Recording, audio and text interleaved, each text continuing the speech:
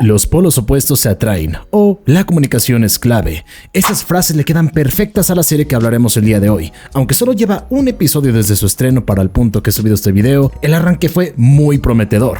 Buena química entre los personajes, ritmo justo y mucho potencial narrativo. Si mantiene el nivel, tiene todo para convertirse en uno de los mejores romances de la temporada de invierno 26. Hablamos de Seihantai na Kimi to Boku o You and I Are Polar Opposites. Sé que no es la primera vez que le echo muchas flores al primer episodio o al inicio de una serie. Te hablo a ti, Seiji Kamui. Qué mal envejeció ese video. Y espero no lamentarme después con lo que estaré diciendo en este video. Soy Brando Martínez de Nichanel y vamos a empezar con lo primero. ¿De qué trata?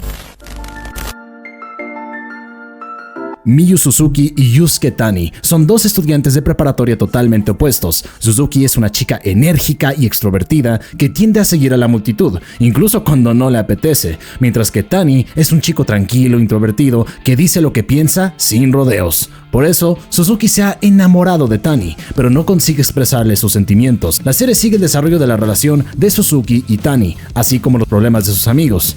Sí, sé que la sinopsis suena bastante común y que no es algo que debería sorprendernos dentro de una serie de romance, pero al final todo depende del cómo trabajas con lo que tienes, y creo que aquí hay algo que definitivamente merece reconocimiento, sobre todo en este primer episodio. La dirección durante todo el capítulo fue muy buena, se siente cuidada y con intención. La verdad desconozco si el primer capítulo del manga arranca exactamente igual que el anime, pero si ese es el caso, joder, parece que nos espera un tremendo viaje. De los personajes tampoco puedo decir demasiado por ahora. Básicamente lo que mencioné en la sinopsis es lo que nos han mostrado en este primer episodio y obviamente, como se dice incluso en el propio título, son polos totalmente opuestos.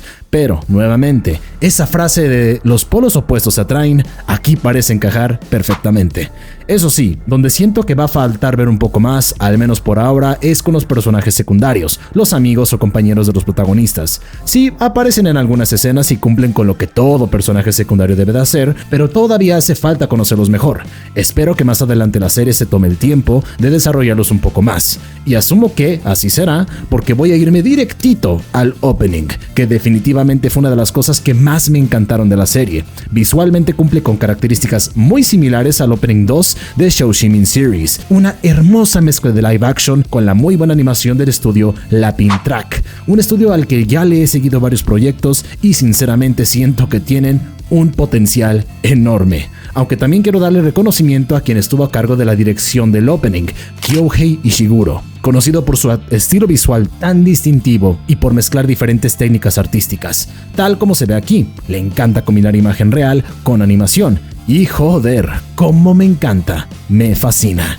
Además, dentro del opening se deja ver que algunos personajes secundarios podrían tener su propia relación o al menos algo interesante entre ellos. Por lo que muestra este hermoso opening, quiero pensar que tendrán sus momentos y que la serie se dará el tiempo de trabajar también en las relaciones del resto del elenco. Esperemos que así sea.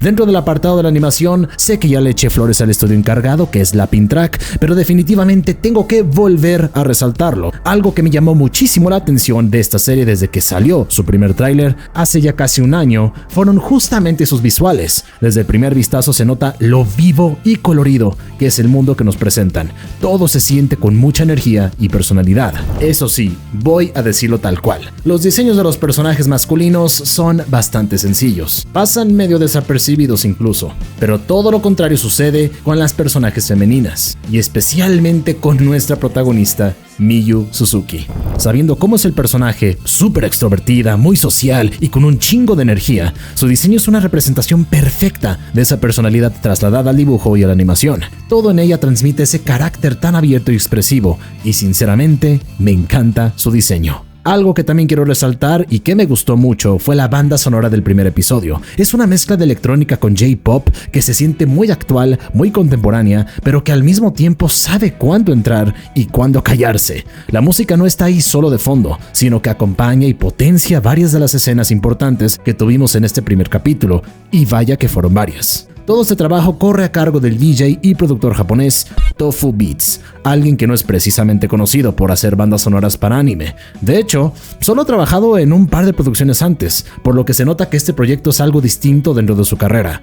Aún así, para llevar apenas un episodio, lo que nos ha entregado hasta ahora es un trabajo bastante sólido. No se siente improvisado ni fuera de lugar, al contrario, encaja muy bien con el tono de la historia y sinceramente me emociona pensar qué más nos puede ofrecer conforme avancen los episodios. Ya hablé previamente del opening, pero no quiero dejar pasar el ending, porque también merece su mención. La canción queda perfecta con el mood de la serie, relajada, emotiva y con esa vibra que te deja pensando cuando termina el episodio. Visualmente, no puedo evitar decir que me recordó muchísimo al ending de una serie reciente de Kyoto Animation, City.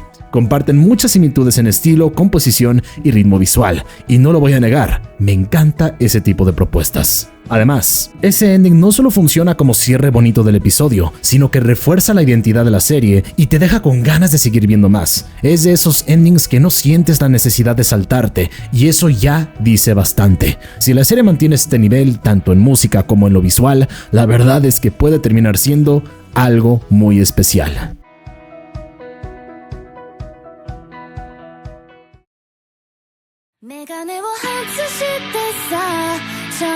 En la actualidad, y creo que desde siempre, estamos acostumbrados a series en las que una simple declaración amorosa tarda temporadas en llegar, se agarran de la mano hasta el final, o ni siquiera eso, pues aquí pasa todo lo contrario. Antes de que termine el episodio, nuestra prota Miyu le declara su amor a Yusuke, y no sabes cuánto me gustó cómo estuvo dirigida toda esa secuencia.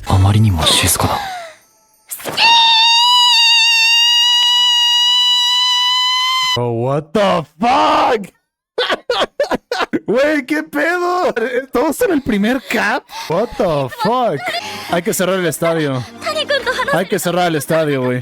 La escena no se siente forzada ni gratuita. Está montada con intención, ritmo y una puesta en escena que le da peso a la decisión de Miyu. Puede que no sea la primera vez que un romance hace esto tan pronto, pero lo que realmente me gustó fue el cómo lo contaron. La dirección, el montaje, las miradas hacen que esa confesión tenga sentido dentro del universo de la serie. Es anticliché en el mejor sentido.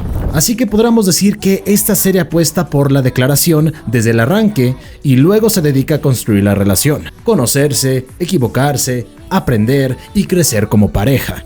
Considerando que son polos totalmente opuestos, la travesía promete ser interesante.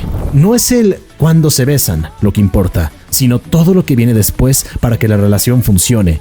Y sí, soy de los que está emocionadísimo por ver ese viaje. Otra cosa, no quiero echarle la sal, pero el primer episodio me dejó con muchas ganas. Ojalá mantenga este nivel y nos sigan dando más de lo que ya mostraron.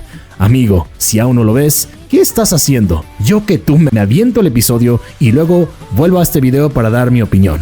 Y ya me dirás tú si tuve la razón o si estoy completamente equivocado.